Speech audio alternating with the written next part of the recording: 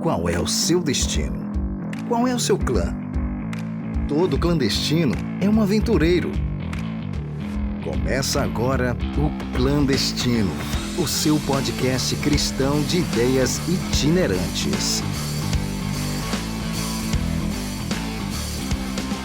Somos um clã rumo à terra que ele já nos mostrou. Eu sou Danilo Cerqueira e a vida é como uma tela em branco. Cada um pinta sua tela como desejar, mas lembre-se que estará exposta para todos. Eu sou Aisna Maltese e Deus, o autor da vida, vai pintar a tela da sua história. Fala galera, eu sou Túlio Ramos e não importa a palavra que você pregue, sim a palavra que você tem vivido. E no tema de hoje, telas.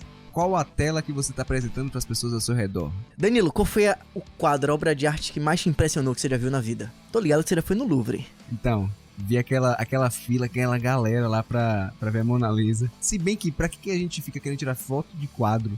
Se você vai na internet, tem aquela foto, aquele quadro lá, tudo na qualidade sensacional, Eu né? nunca pensei sobre isso, eu sempre tiro fotos. Você é uma tia. Você é uma tia. Você...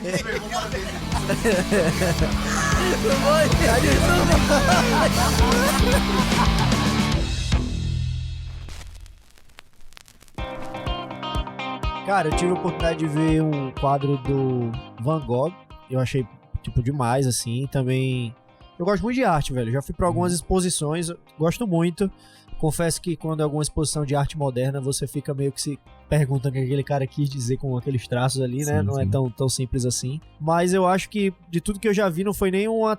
Talvez não tenha sido uma tela, assim, mas acho que a obra de arte assim, que mais me chamou a atenção foi a escultura de Rodin. Né, do pensador. Sim. Né, que é muito legal assim, o nível de perfeição ali, como consegue ser retratado ali naquela obra de arte. Se falando assim também, tem a questão de que não necessariamente a arte está retratada em telas em si. Quando a gente vê, por exemplo, street art, né? Então o mundo é a tela daquele artista. Eu gosto muito desse conceito, não é que a gente vê aqui nas artes da gente aqui das nossas capas e tal. Então, levando nesse aspecto também, por exemplo, o Banksy, né? Quem conhece sabe. Sim. A forma como ele critica a sociedade, como ele critica as coisas por meio da arte dele. E pra mim, a coisa mais incrível nessa questão de telas é como você pode imortalizar uma ideia, imortalizar uma cena por meio de uma arte, né? Então você pega a arte, coloca naquela tela e ali já foi. É interessante, né, quando a gente pensa, legal isso que você falou há pouco, né, da arte de rua, que o mundo é sua tela, e como a exposição e a obra do artista, né, ou a obra daquele que constrói aquilo, ela tem uma possibilidade de reverberar muito mais do que a vida do próprio autor. Uhum. A gente tem vários exemplos aí de obras que vão ganhar notoriedade depois da morte. Você falou do Van Gogh, por exemplo. Van Gogh, né? Por exemplo. Se você for na música clássica lá, Bach, por exemplo, também. Vários outros que ganharam força só depois que o cara já tinha morrido até. Eu já vi o Van Gogh também. Na verdade, no museu dele, do Museu do Van Gogh. Sim. E eu me lembro muito... Da curadora, né, do museu, falando como que o Van Gogh ele era subestimado enquanto vivo. E a gente tem essa questão toda da transcendência da arte. E eu já quero deslocar um pouco a discussão aqui pelo que o Dan falou, da valorização que a gente dá para diferentes artes. Eu me lembro que eu participei de um debate muito peculiar, que era sobre arte de rua, arte urbana, e a gente tinha um cara que era um grafiteiro de renome aqui na Bahia, e tinha um menino que era de movimentos urbanos e que ele era um pichador, ele se dizia que ele era pichador. E o debate era simplesmente sobre linguagens artísticas e o que era arte. Enquanto um dizia, não, mas a minha arte é óbvia, pra você tem cor, tem significado, tem imagem, e outro dizia, não. A diferença é que você não consegue ler o código da minha arte. Aqui na minha arte, da minha pichação aqui, quando eu subo no prédio mais alto, na estação mais alta do metrô, e eu grafito ali, aquilo ali é poder pra mim. E eu tenho o meu nome ali, aquilo ali é minha expressão artística. É interessante, mas assim, de alguma maneira, apesar de ser meio relativo, né? Depende muito de com que lente você tá querendo enxergar isso, né? Porque você vai encontrar alguns especialistas na área da arte, principalmente, que vão ver a arte como um objeto ou como uma ideia a ser contemplada. Logo, se eu não consigo entender, eu dificilmente vou conseguir contemplar. Sim. Então existiria sim uma arte de maior ou menor qualidade. Já outros vão entender a arte como um meio de comunicação. Então ele não se comunica comigo, mas se comunica com outra pessoa. Então ele atingiu o seu objetivo, né, de comunicação, né?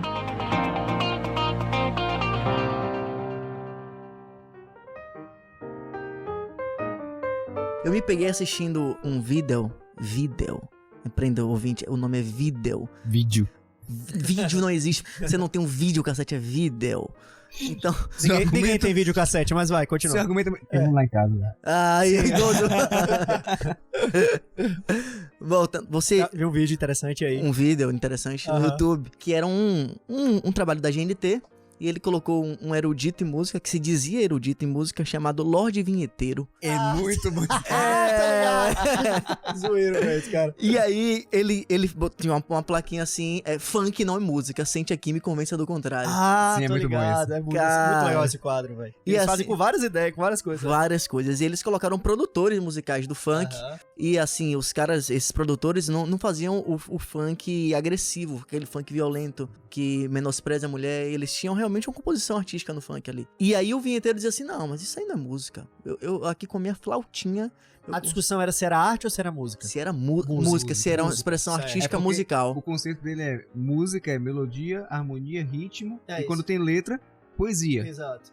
Então ele fala como eu não consigo detectar... Dele não, dos teóricos, né? Sim. Boa parte teórica. O argumento que ele trouxe, né? Se eu não consigo Aham. detectar esses elementos, então não há música. E a premissa Ele, dele. ele é bem lógico o argumento do Aham. cara. O lance é que a gente tá na pós-modernidade e tudo É se uma- relativiza. Uma né? banana presa na parede com uma Pois fita é. vale milhões. Aham. E assim, e é de uma subjetividade enorme, porque se a gente for discutir música, o silêncio é música. Sim, claro. Então o cara tá dizendo que é melhor o silêncio do que aquela produção Aham. artística, cultural. Que aquela tela, digamos assim, aquela expressão artística não é válida pra ele. Sim. Então a gente tem mais um reflexo aqui do entendimento.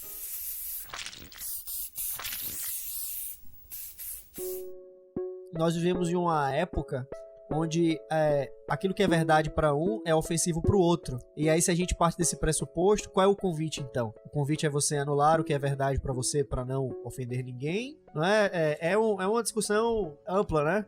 A questão também é da gente sobrepor a nossa ideia sobre o outro. Claro, claro. Cada um pode ter sua maneira de pensar. Sim, com certeza. E aí, a gente trazendo aqui para o nosso contexto até cristão, a gente poderia entender então a Bíblia como um código histórico, como um código de poesias, como um código até moral. Eu traria um entendimento até diferente. A Bíblia pode ser entendida nesse paralelo aqui de arte. Ela é um quadro e ela precisa ser entendido corretamente, né? Divagando um pouco a respeito e até pegando outras formas de mídia, né? Que a gente já Devagar é com a gente, né? Devagar é com a gente. Vai. Eu sou mais rápido. Devagar, é cultura. Já pegou a música, então no outro paralelo a gente teria, por exemplo, trazendo aqui a Bíblia, a gente tem a literatura. Certo. E aí você tem que entender o que está sendo dito de acordo com quem escreveu. Por exemplo, o João Ubaldo, depois que eu li essa reportagem na época, isso mudou minha vida como estudante, porque eu vi que o cara que escreveu o livro Viva o Povo Brasileiro, ele quase zerou a prova da UFBA sobre o livro dele. Caramba. Então, o que a gente entende com aquilo que se apresenta não necessariamente é aquilo que a pessoa que apresentou aquilo quer. Então, na questão do... Voltando aí um pouquinho para a questão das telas do quadro, não necessariamente a gente vai entender aquilo aquela mensagem que ele quer passar, né? O funkeiro, ele tá apresentando aquilo, para ele é arte, e aquilo ele tá comunicando, né? O YouTube falou aqui, né? A minha arte, ela tá com o intuito agora de chocar. E nesse movimento pós-moderno é basicamente o que a gente vê. É o choque da realidade, é apresentar aquilo e às vezes, ou quase sempre, é ofensivo para a maioria das pessoas. E aí, se eu quero apresentar uma arte, aí a gente teria que entrar aquele conceito, né? Qual é o limite, né? Brinca-se muito qual é o limite do humor, mas qual é o limite da arte? É uma pergunta que poderia ser mais feita ou não sei. Eu assisti um documentário, tem no YouTube até, de um filósofo que faleceu esse ano, chamado Roger Scruton. S-C-R-U-T-O-N. Scruton. E ele falando, o título é A Beleza Importa? E aí ele fazendo uma reflexão, na opinião dele, sim, sobre esses conceitos de beleza quando eles meio que caem por terra. Tem um livro também que eu li do Hans Hoekemaker, que era um artista, um crítico de arte holandês, calvinista.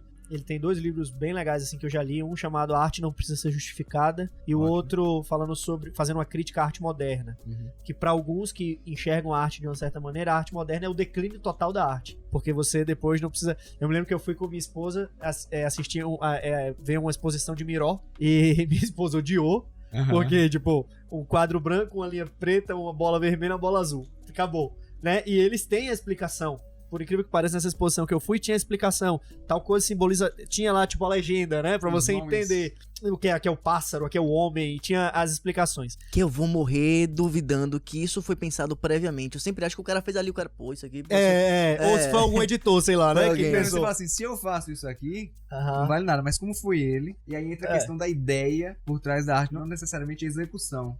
Né? Eu desde de pequeno sempre gostei de desenhar, de fazer várias coisas, e eu ficava revoltado, falava, pô, eu me esforço tanto pra conseguir representar aquilo que eu enxergo na minha mente, vai jogar aqui no papel e tal. E algumas pessoas são muito bem conceituadas no meio artístico e tem uns desenhos, assim, um traço que você olha e fala assim, esse traço é horrível. Sim. É ridículo. Tem um quadro que eu gosto no YouTube, naquele BuzzFeed, que são cartunistas e animadores, e eles têm que desenhar nos traços deles alguma coisa que é jogado lá pelo público.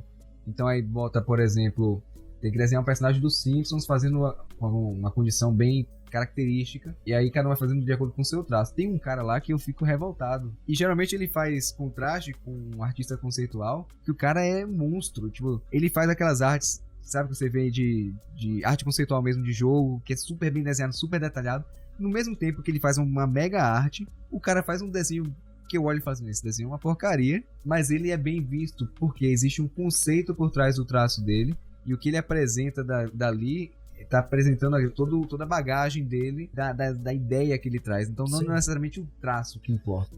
Pois é uma discussão muito interessante, porque a gente vai encontrar, resumidamente, duas grandes correntes, né? Uma corrente que é mais técnica, tecnicista às vezes até, que valoriza muito toda essa, né, quantas horas foram utilizadas. Entra o conceito do belo. Exatamente. Tal. Mas que também a gente não pode descartar isso, afinal tem muito estudo ali abarcado, né? Tem muito perspectivas, estudos de sombreamento, de luz, de milhões de coisas para que aquela obra sair o mais perfeita possível. Tem uma história que é muito conhecida, né, de que quando foi feita ali a estátua, eu não me lembro se foi Pietà ou se foi de Moisés, de Moisés, né? Exatamente. Quando terminou, quando Michelangelo terminou de fazer, disse fala, né? Deu uma martelada, deu uma martelada, disse fala, de tão perfeito que era a fala, porque o músculo, tudo, né? Você vê as veias saltando. As veias, todas as nuances feitas no mármore puro, né? E ao mesmo tempo você tem uma corrente que tá super em voga atualmente, de uma arte que é vista como um mecanismo de comunicação e que não necessariamente tem todo esse aparato técnico, mas ali tem muitas ideias, é quase que uma poesia ali expressa. Então é difícil achar um certo e errado aí, né, nesse meio, né?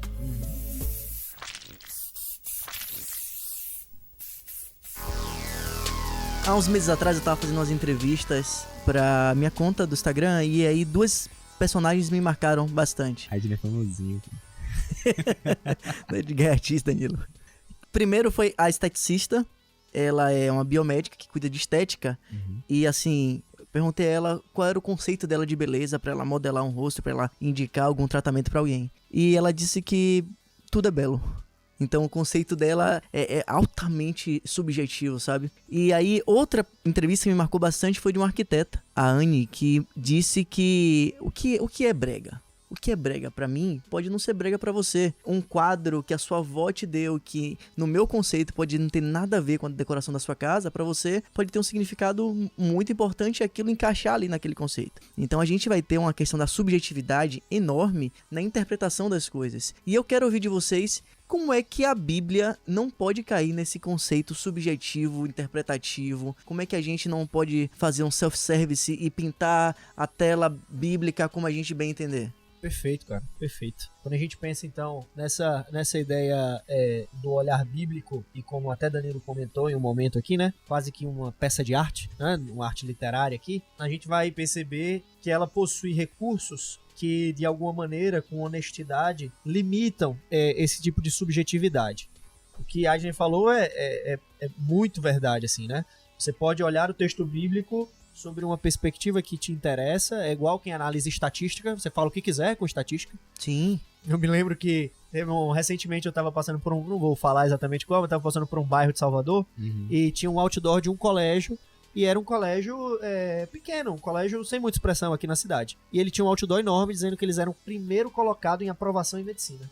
enorme, gigante. E aí quando você passava do lado, tinha um asterisco do lado, comparando com os colégios daquele bairro. Entendeu? Só que assim, você só conseguia ver se parasse o carro do lado do outdoor, de tão pequeno que era. De gigante, primeiro lugar em medicina. É mentira? Não, é a mesma coisa de eu dizer que entendeu? Danilo é o filho primogênito mais lindo da mãe dele. Valeu, cara. É verdade. E aí, com o texto bíblico, você corre também nesse risco que a Aiden atentou. Como é que eu não coloco aqui o meu olhar ideológico, né? O meu olhar das mais variadas facetas e trago a minha própria interpretação bíblica sem ser com o que o autor quis dizer. C.S. Lewis vai falar naquele livro Cristianismo Puro e Simples sobre essa moral que é apresentada na palavra de Deus e que ela se apresenta de tal maneira que ela é inquestionável, né? Então, olhando por essa ótica, o texto bíblico como um processo artístico, vamos dizer assim, né, na literatura, ele também tem recursos de análise dessa obra, né? Então é preciso fazer análise de contexto histórico, de contexto literário, do autor, a datação, público-alvo, as mais variadas maneiras de tradução, já que Pra entender o que está sendo dito. Para entender o que está sendo dito e para não distorcer a fala do autor original, né? Então, às vezes você faz um comparativo de um texto bíblico com o outro e esquece que Bíblia é uma bibliografia, né? É um conjunto de vários livros. E você esquece que às vezes o que Isaías escreveu 700 anos antes de Cristo, obviamente haverá algum tipo de distorção de uma fala que ocorre 60 anos depois de Cristo, nas cartas de Paulo, ou hoje, né? Então, é preciso ser honesto com o texto bíblico, e eu acho que isso se aplica também quando a gente falou há pouco, quando a gente faz uma análise da qualidade ou não de uma obra artística, é preciso ser honesto. É injusto comparar a Pietà, comparar Moisés de Michelangelo com uma obra de um artista de rua feita num grafite numa parede. É justo fazer essa comparação porque tem público-alvo diferente, a gente pode estar fazendo um anacronismo enorme ali, tempo diferente, recursos diferentes. Então...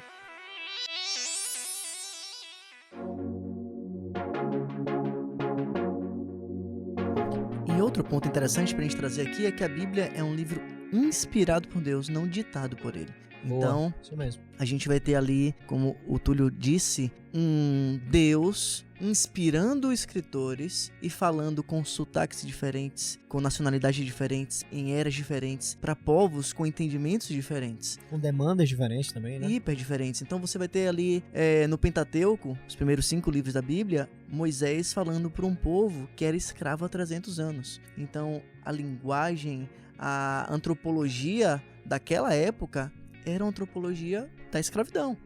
As leis dos povos daquela época eram leis para atender aquela demanda. E aí a pergunta, mas se Deus é um só, como é que a gente pode ver as curvas de um Deus de amor no Antigo Testamento e o mesmo Deus de amor no Novo Testamento? São dois, quando Jesus veio, ele mudou todo o evangelho. Como é que a gente pode entender essas duas telas bíblicas? Aí você vai achar ali Deus dizendo para Abraão que ele tinha que ir para outro local e levar a família dele, levar os servos dele. Aí você lê um texto desse e vai dizer o quê? Ah, então Deus era a favor da escravidão?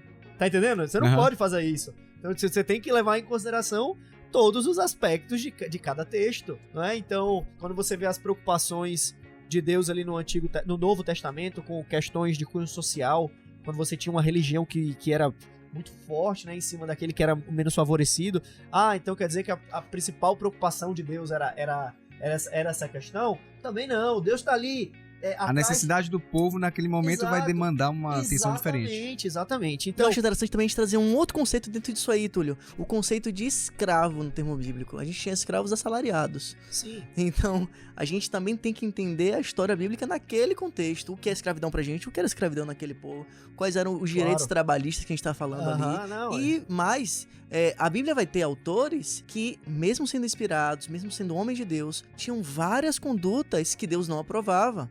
A poligamia, como uma delas, o próprio sede de sangue que alguns autores bíblicos tinham. O início da monarquia não era apoiada por Deus, ele não queria que tivesse um rei, ele aceitou, fez do rei Davi a linhagem que viria o seu filho. Então assim, Deus ele vai ali, né, dentro ali daquelas específicas demandas. E teve um momento aqui que a gente questionou, né, então como fazer essa distinção das duas telas, a tela do Antigo Testamento, a tela do Novo Testamento. De fato, existem divergências entre um lado, uma tela e outra, mas por questões históricas, literárias e todas as outras que a gente colocou aqui no texto. Mas isso não pode ser suficiente para defender uma ideia de que existem dois deuses diferentes, um Deus pro Antigo e um Deus pro Novo. Não é? O Novo Testamento, como diz muito bem o próprio Jesus no capítulo 5 de Mateus, no verso 17, eu não vim para abolir a lei, eu vim para cumprir a lei. Então você vê um link perfeito, né? Você encontra citações do Gênesis aplicadas lá em Apocalipse. Então, no final das contas, é uma coleção de livros com diversos sotaques, como o Adner colocou, mas com o mesmo autor, que é Deus, né? O mesmo autor do início ao fim, né? E a gente percebe o fio condutor do Espírito Santo pra gente ter essa obra de arte, uma tela com dezenas de autores diferentes, com 66 partes dela, e ainda assim sem contradições, e ainda assim com uma linha editorial muito clara nela toda. Imagina, Dan, se a gente fosse fazer assim com um trabalho escolar. Como é que fica, Danilo? Se a gente pega, cada um faz sua parte, chega aqui a gente junta. Ou então vamos gravar esse podcast sem pauta? Não, a gente jamais faria isso. Não, jamais. Um aspecto também dessa questão de telas diferentes, né?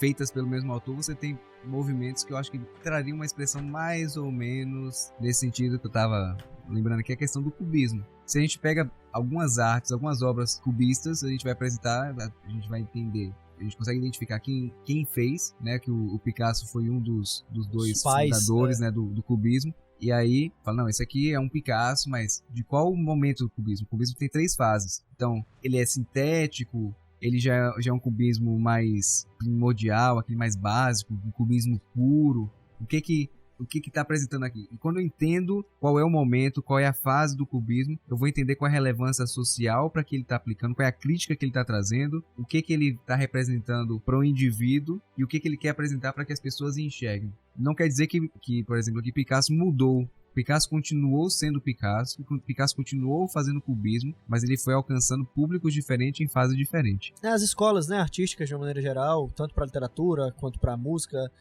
eu comentei há pouco, né, sobre Bach. Esses dias eu tava ouvindo um documentário falando sobre música clássica e falando sobre quando começou as correntes, barroco e tantas outras, rococó e as outras correntes todas lá da questão da música clássica, e vai ficando, pra quem entende, né, não sou eu um especialista, mas o cara escuta as primeiras notas, o cara já entende, já saca ali, né, aquilo ali. Mas um aspecto importante, e que aí talvez seja um grande ponto aqui do texto bíblico, de que a gente pode ver a arte ou como uma esfera de contemplação, ou como um meio de comunicação. A palavra de Deus, ela consegue ser essas duas coisas. Ela tem essa ferramenta de contemplação, de você ver como Deus é maravilhoso, como Ele é criador, como Ele é mantenedor, como Ele é bondoso, como Ele construiu um plano de redenção, de salvação, né? E tantas outras histórias que a gente aprende por exemplo, outras a gente aprende por contraste, mas ao mesmo tempo é também esse meio de comunicação que nos convida a uma ação, né? Que nos convida a vivenciar algo que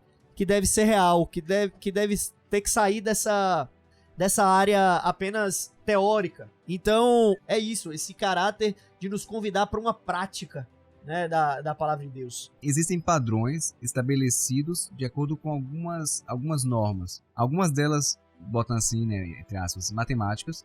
Por exemplo, a proporção áurea. A gente encontra isso no corpo humano, a gente encontra isso na natureza, encontra isso... Assimetria, já. Exato. Então, você tem ali eixos formados, estabelecidos, paralelismo e tal. Então, são conceitos em que a gente vai ter a apreciação do belo por conta disso, da identificação de eu sou proporcional, eu sou paralelo. Então, quando eu vejo coisas que compartilham da mesma natureza, isso gera afinidade. Ao tempo que quando eu venho e vejo, por exemplo, o cubismo, né, a gente tem Picasso lá com as artes totalmente distorcidas, que foge um padrão que vinha sido desenvolvido. O que está trazendo aquilo ali? Ali você tem um choque de realidade, mas que ainda assim não descaracteriza o belo. Eu continuo enxergando o belo, independente da distorção, mas eu consigo entender que aquilo é distorcido. E aí, quando a gente vem para a Bíblia, por mais que a gente tenha essas complicações de tradução e etc, mas tem algumas coisas que são nítidas, literais e explícitas, é aquilo, ali e acabou. E quando a gente vê o reflexo de como a comunidade que a gente está inserido, né, a sociedade no geral, como ela enxerga a Bíblia e como ela tenta traduzir a Bíblia pro que ela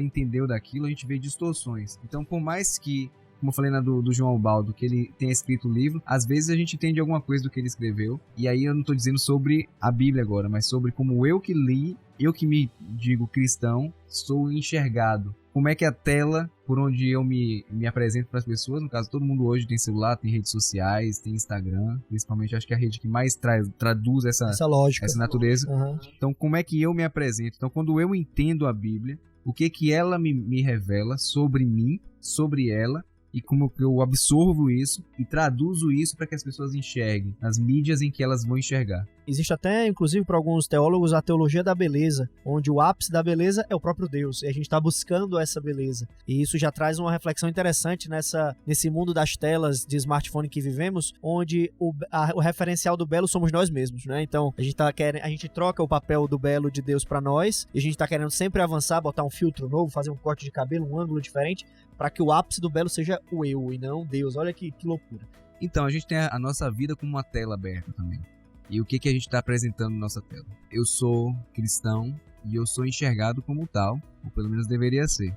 Então, como é que essa tela que eu venho mostrando, que eu venho desenhando, né? Nesse momento aqui agora na gravação, tá todo mundo com o celular na mão, olhando pra tela. Cagueta. Entregou a gente. E é uma coisa normal hoje, é rotineiro, todo mundo tem a atenção voltada para essa tela. E aí, o que a gente está apresentando de nós mesmos nessa tela? Porque a gente está o tempo todo deslumbrando aqui vidas apresentadas em telas. Acho que a gente entra agora num foco um pouco diferente. Não tanto, né? Que continua sendo arte, mas não tão focado artisticamente, mas comportamentalmente. Né? Então, o que as pessoas enxergam, né? A Aidne aqui, nosso amigo blogueirinho. Como é? Digital influencer. Digital influencer. Com quantos seguidores, Aidne? Para, velho. Para. Não, o que eu quero... Ficou tímido, deixou ele tímido, Danilo. Eu vou olhar aqui no 23 Instagram. mil alguma coisa. Pronto, mais de 20 mil seguidores. Os seguidores de Aidne conhecem Aidne? Não. Não conhecem. Conhece, a gente tem a situação da internet, das redes sociais, como vitrines. Elas são vitrines de nós mesmos. Acontece que você precisa fazer uma escolha sobre qual parte de você está expondo ali. Pode ser uma parte que nem existe, que só existe ali. Ou pode ser uma pequena porcentagem do que você realmente é e quer mostrar aos outros. Mas de toda forma, é uma vitrine. É só uma parte de um todo. Uma parte que você se permite apresentar o que você molda para que enxergue. Exatamente. E isso aí eu já vou trazer uma situação muito peculiar, que posso estar falando aqui para algum jovem que talvez tenha vergonha do que você mesmo é, da fé que você professa, do que você conhece, do que você expressa. E eu vou lhe dizer que é insustentável, do ponto de vista emocional, você manter um personagem em redes sociais ou até na própria vida. Big Brother tá aí, né? Esse Big Brother agora com um monte de digital influencer, pessoal pseudo famoso aí. Verdade. Máscaras caíram aos baldes. Nossa! até eu que não tava assistindo, depois do tempo chegou na quarentena, não tinha mais o que fazer, né? Então... Não, mas eu não achei esse último mesmo, não. Tô por fora. Então, Big Brother, tudo isso vai representando máscaras e que a gente não tem como sustentar o tempo todo. É insustentável um personagem. A gente pode apresentar esse personagem, a gente pode apresentar essa tela por algum momento, mas se essa tela ficar nos expondo 24 horas do dia, óbvio que nossos erros, as nossas falhas vão aparecendo. Uma coisa importante é que quando as pessoas me conheçam pessoalmente, elas não caiam no engano que eu tenha proporcionado por algo que eu apresentei na rede social, que eu apresentei por meio das telas, na tela do meu celular. E eu vou contar uma frustração aqui, né? Vou confessar pra vocês aqui. Conte, cara. Que todo mundo, velho, que me encontra, que não me conhecia pessoalmente, olha pra mim e diz assim, mas você é tão baixinho. Poxa, velho. Você já tira as fotos pra ficar mais alto, é claro, de baixo pra cima, num ângulo, entendeu? De vez em quando eu ando até de salto, velho. Eu tenho umas palmilhas assim.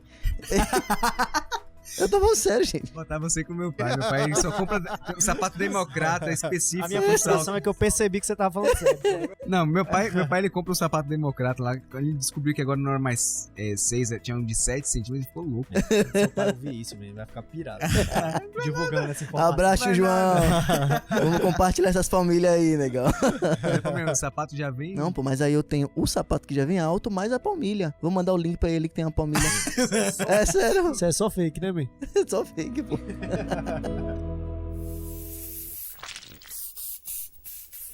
Então a gente chega na condição lá de fake, né? Tem um reality show que eu assisti no Netflix. The Circle. The Circle.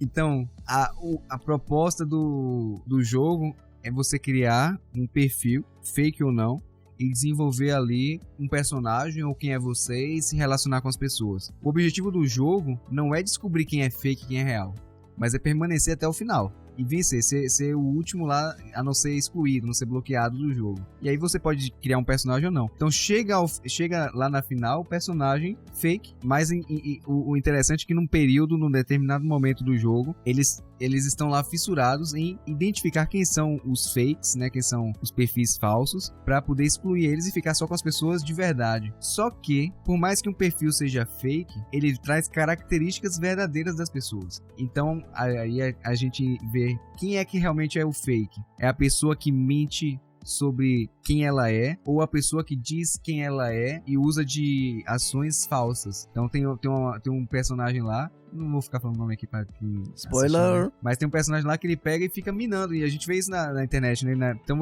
eu converso uma coisa aqui com o Túlio, aí depois aqui eu vou e falo outra coisa com o Aidner, e aí eu fico sendo falso com ele. Eu sou uma pessoa verdadeira, eu existo de verdade, ele me conhece, só que o que eu tô falando com ele não é verdade. Então o que é mais fake nesse caso, né? Mas o ponto principal é por que a gente acaba criando esse fake. Nós muitas vezes desenvolvemos personagens fakes na nossa vida. É interessante esse negócio que você falou, né, cara? Vamos tentar pensar que a atual conjuntura, a atual sociedade, a pós-modernidade. A gente vive na era da pós-verdade, né? Então, o que é verdade hoje, daqui a poucos minutos, já não é mais, e não porque esse fato deixou de existir, e sim porque talvez aquela verdade anterior que eu expressei não me interesse mais dentro de uma narrativa, dentro de uma ideia. Permanece sendo o que era, mas não. Exatamente. O que mudou fui eu. A gente vive nesse momento da pós-verdade. Em contrapartida, nós nunca tivemos uma geração que valorizasse tanto a autenticidade. Isso. E olha que contradição. Como é que eu vivo numa época onde tudo, posso falar o que eu quiser, né? Eu posso mudar meu discurso a hora que eu quiser. Hoje minha cor favorita é preta, amanhã é verde, depois de amanhã eu torço pro Flamengo, na outra semana eu sou vascaíno. Aí não. E sabe, tudo muda e não tem uma lógica, é pré-existente, não é? Tudo pode, tudo é relativo, não é? Isso é bom pra você, pra mim não. Isso é ruim pra você, pra mim não é. E tudo é louco, assim, tudo é livre e ao mesmo tempo a gente vive uma sociedade que exige, uma geração que exige a autenticidade do outro. Como pode haver autenticidade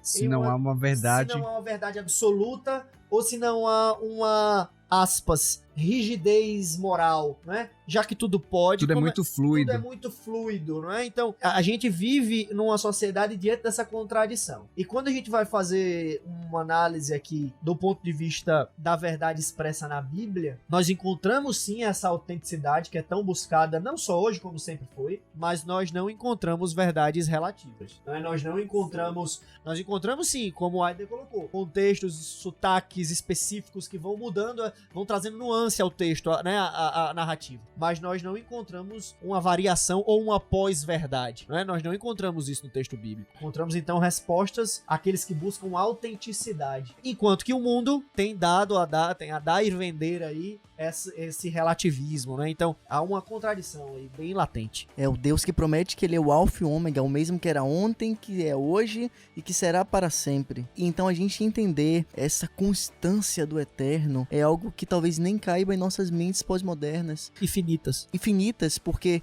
ele já havia o fim antes do começo. E a gente entender a firmeza de um Deus assim é algo que até é impopular para nossa geração. Porque se eu disser o seguinte: Túlio, você é um fundamentalista, a primeira impressão que a gente tem é que eu tô fazendo uma crítica ao Túlio. Túlio, você é um fundamentalista, e talvez você já pense em radicais religiosos. Mas, a pensar bem, nós somos fundamentalistas. Nós acreditamos em pelo menos 28 crenças fundamentais que baseiam a nossa fé, que são totalmente bíblicas e que são atemporais. Boa, isso mesmo. Tem um texto bíblico e se encontrar na carta de Tiago, no capítulo 1, e ele tem vários versos aqui que são bem legais, mas eu queria me ater especificamente a um deles, que é o verso 22, capítulo 1 de Tiago, verso 22. Ele vai dizer especificamente assim, ó: tornai-vos, pois, praticantes da palavra, e não somente ouvintes, enganando-vos a vós mesmos. É um texto extremamente provocativo, né, extremamente forte, é quase ali que um soco no estômago ali, né, para aqueles que dizem professar uma uma linha moral que é muito exigente para nós nesse mundo Sim. que nós estamos. É difícil fazer a vontade de Deus. Paulo vai falar, né, sobre essa batalha do Interna, homem, né? interna do carnal e do espiritual. O mal que eu não quero fazer, se eu faço, o bem que eu quero, esse eu não faço.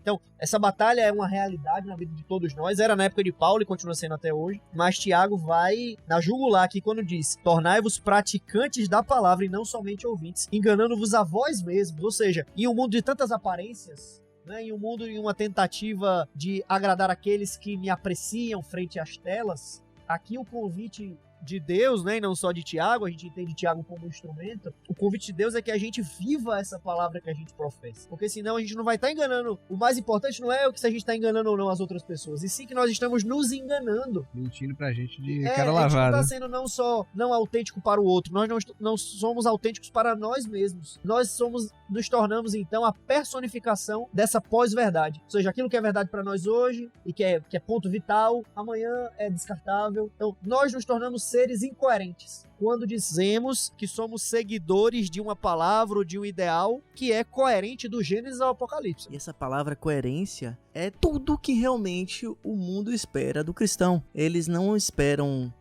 no fundo, eles não estão cobrando pra você uma perfeição, ele tá cobrando uma linha coerente sua. Inclusive, as maiores críticas ao cristão e o cristianismo em si, principalmente como religião, é a incoerência. Porque a pessoa que tá gritando aceite Jesus, eu amo Jesus, é a pessoa que tá gritando direitos humanos para humanos direitos, por exemplo. E aí a gente entra... Porque assim, a incoerência acontece no momento em que eu prego violência em frente a um discurso de amor. Então eu tenho que saber diferenciar. E não só nesse... Isso aqui até acaba trazendo um aspecto político. Ideológico, mas isso também cabe em situações muito menores, não é? Sim, a gente exato. tá pregando o amor ao próximo e somos extremamente avarentos, e somos extremamente fofoqueiros, e somos extremamente frios. O amor ao próximo que a gente prega, na verdade, é o amor a quem a gente quer bem. E não era isso que Jesus estava falando. Jesus estava falando de ame o seu inimigo. Ame aquela pessoa que você tem dificuldade em gostar. Aprenda a viver com ele. Jesus nem está pedindo a gente pra gente ser íntimo dele, mas está dizendo assim, ore por ele e tente se aproximar dessa pessoa. E isso talvez seja a conduta cristã ilibada, a conduta cristã que é esperada, que o mundo quer ver na gente, não é? Um outro ponto, o que é que de fato nós estamos com expectativa para nós vermos em nós mesmos? Certa feita eu vi um pastor dizendo que se na frente de uma igreja tivesse a placa cura-se hipocrisia, cura-se egoísmo, cura-se orgulho, dificilmente formaria-se fila. Não é algo que as pessoas estão interessadas em curar, não é? Porque ninguém vê. Exatamente. Boa. Porque não tá na tela. As curas que o mundo busca são curas... São curas visíveis. São curas visíveis, Mas né? Jesus, ele quer curar algo muito mais profundo. Né, Sim, Túlio? exatamente. Então, a gente tem que fazer um pouco dessa reflexão. Não só do que o mundo espera de nós como cristãos, mas talvez o principal, o que é que Cristo espera de nós, como seguidores dele.